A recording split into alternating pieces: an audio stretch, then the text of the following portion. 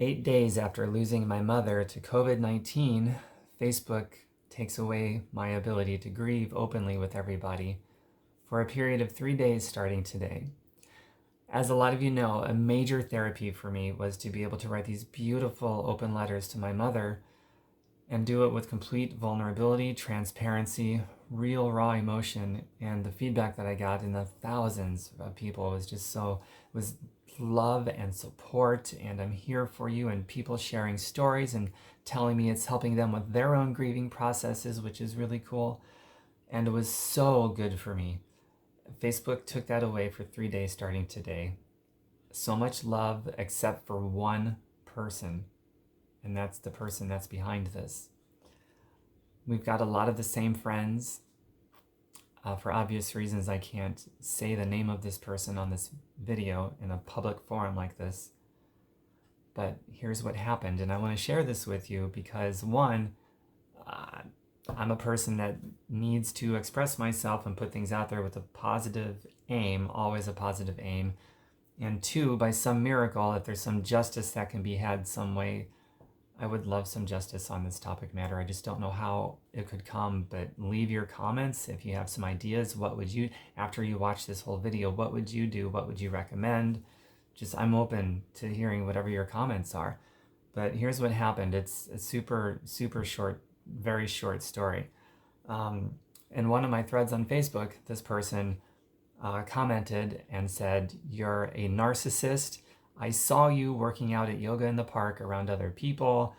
You're just trying to get other people sick with COVID-19. You're self-centered, narcissist," that kind of thing. I said, no, everything is great. I was cleared by, I'm recovered, I'm healed. I was cleared by a professional healthcare worker to remove myself from isolation and go out into the public, follow social distancing guidelines and all that. So everything is fine.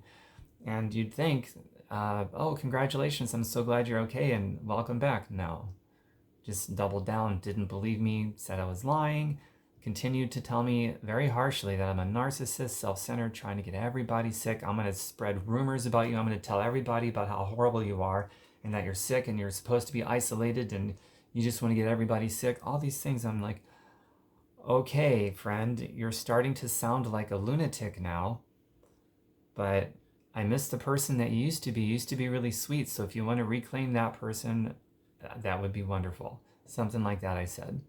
Well, she reported that to Facebook for bullying and harassing. That was bullying and harassing in her opinion. And Facebook accepted her claim. This morning, I got the message when I tried to leave another comment or a post, as I do.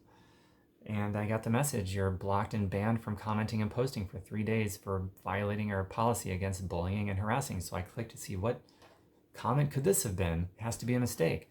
And I saw the comment and I'm like, that's the one? I have to think maybe it's the part where I said you're beginning to act like a lunatic. So I didn't even call her a lunatic. I said you're beginning to act like one. And then I missed the sweet person used to be friend if you want to reclaim that person. So it was a pretty nice message. So it had to be a computer that looked at that instead of a human being and just up and blocked me for 3 days. Took away my ability to grieve on Facebook and connect and empathize with other people. So there's a link you could click on to dispute it, which I did. Said I didn't agree with it. And less than 1 second later, I got a response from Facebook saying they reviewed it and we stand by our decision. You're blocked for 3 days. You did bully and harass somebody. That's what they said. Obviously, a computer did the review as well. And so it's one thing when somebody can just be vile and so callous and so cold, but it's another thing when they're given power by a platform or whatever to actually cause harm.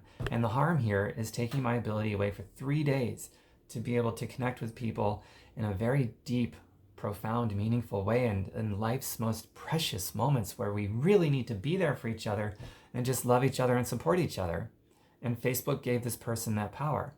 Now, I mean, come on. If there was a bully involved, who was the one that was bullying? So Facebook is saying that it's okay if you want to approach somebody who just lost his mother to COVID-19, dealing with that and mourning, and also just survived it himself and could have died from it. You can lay into that person, tell them they're a narcissist trying to get other people killed from COVID-19 and whatever you want. But if that person should have the gall to respond to you and say, you're starting to act like a lunatic, I miss the sweet person you used to be. Well, that person is bullying, not the other person. So victimize the victim. I don't like to look at myself as a victim, but conceptually, you know what I'm talking about. That's what she got away with. This person is free to, everyone's free to be as sick and as cold and vile and callous, self-absorbed, obnoxious as they want, even when somebody is just going through the biggest heartbreak of their life. I don't have any kids. This is probably the most emotionally challenging thing I'll ever go through. 8 days later, today, just earlier, I had random moments thinking about my mom and I started choking up.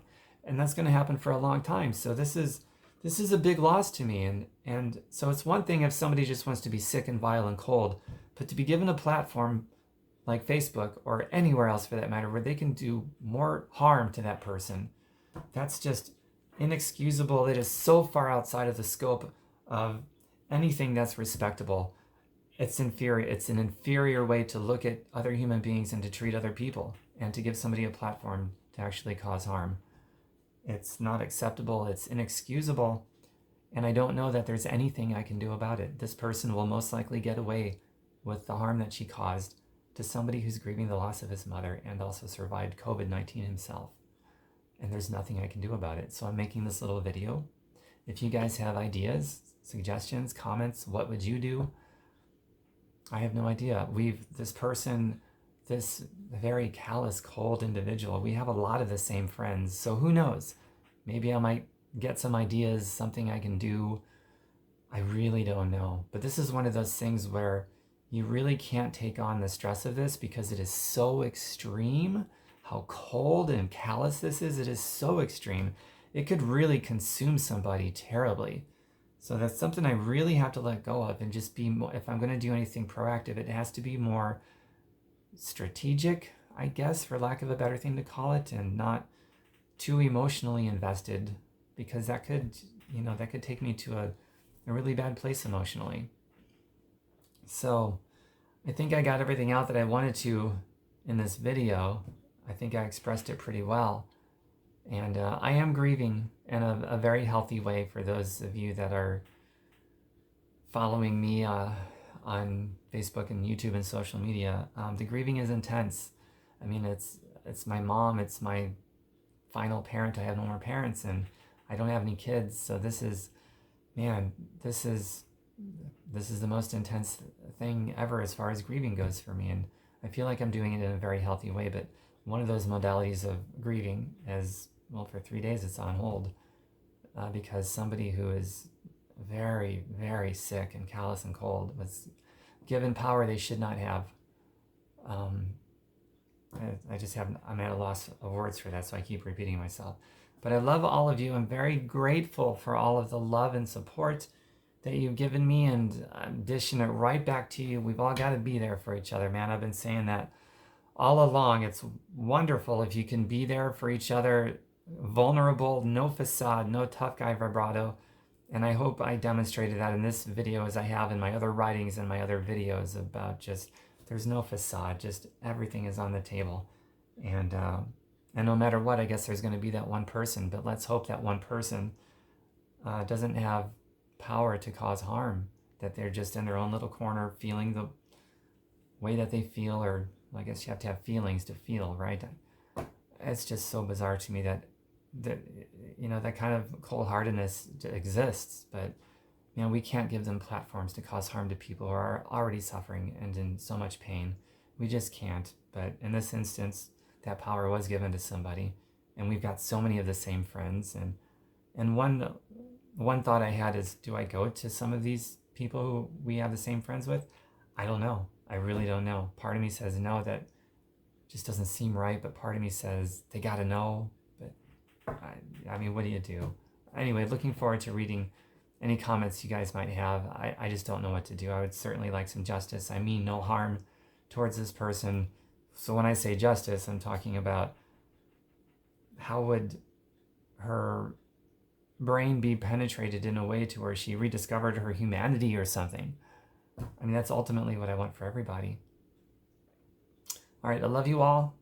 Thanks for your continued love and support. And I don't know what else to do. Thanks for listening to me. I appreciate it.